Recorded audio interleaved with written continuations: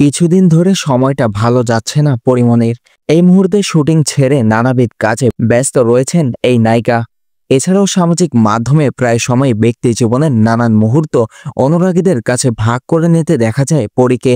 বর্তমানে তিনি বরিশাল রয়েছেন, সেখান থেকে একাধিক ভিডিও ছবি প্রকাশ্যে এনেছেন এই নায়িকা।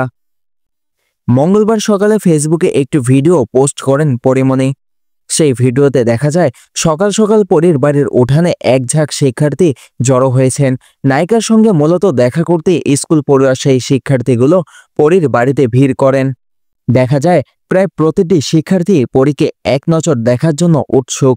এ সময় পরীকে মজার ছলে বলতে শোনা যায়, তোমাদের টিচারকে নালিশ করব, তোমরা স্কুল পালিয়ে এসেছো নাকি। এরপরই তাদেরকে বিকেলে আসার কথা বলেন এই নায়িকা। তার কথায় বিকেলে আবারও চলে আসে তারা। তবে এবার শুধু শিক্ষার্থীরাই ছিলেন না, সঙ্গে ছিলেন এলাকার আরও কিছু সাধারণ উৎসুক মানুষেরাও।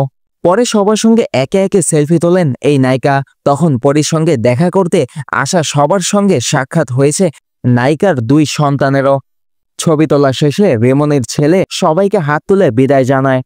ভিডিওটি পোস্ট করে ক্যাপশনে পড়ে লেখেন, আমার জন্য সকাল সকাল নানুবাড়ির উঠানে একরাশ ভালোবাসার ছড়াছড়ি, কি লাগে এক জীবনে আর, আমি তোমাদেরই লোক, এই আমার পরম পাওয়া। ভিডিওটি সামাজিক মাধ্যমে ছাড়তেই পরিমণির অনুরাগীরা নায়িকার মন্তব্য ঘর ভালোবাসায় ভরিয়ে দেন। শাকিল আহমেদ, রানের সংবাদ, নিউজ ডেস্ক।